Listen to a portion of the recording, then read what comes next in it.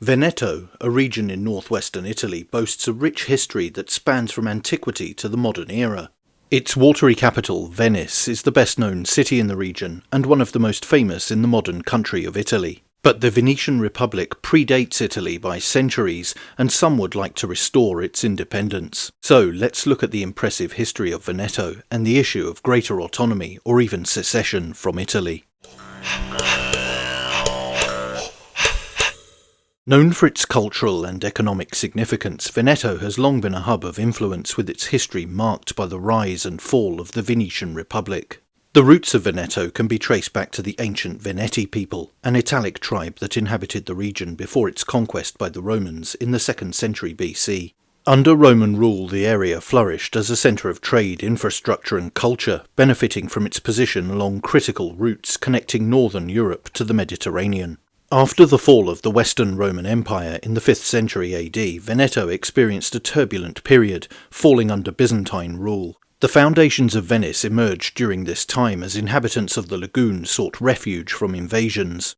And by the early Middle Ages, Venice had begun to assert itself as an economic and political power, with the Venetian Republic formally emerging by the 9th century. For nearly 1,000 years, the Venetian Republic was one of the most influential and enduring powers in Europe.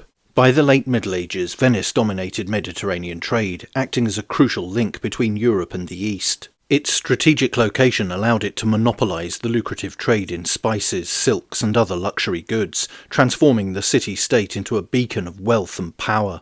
The political system of the Venetian Republic was distinctive for its relative stability and early form of effective and complex republican governance.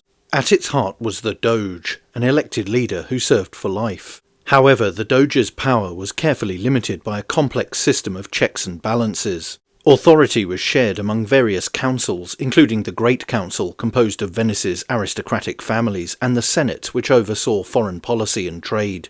Despite this apparently enlightened electoral system, the feared Council of Ten functioned as a shadowy body that enforced state security and maintained internal control. This system of government was designed to prevent the concentration of power and ensure the Republic's resilience. Despite its oligarchic nature, Venice was innovative in its administrative organisation, making it one of the most politically stable entities of the medieval and early modern periods.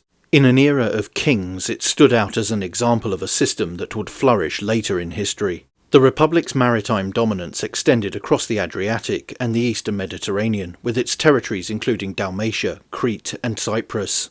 Signs of this overseas empire can still be seen in the former colonies, such as here in Zadar, modern Croatia, where the proud lion of St. Mark's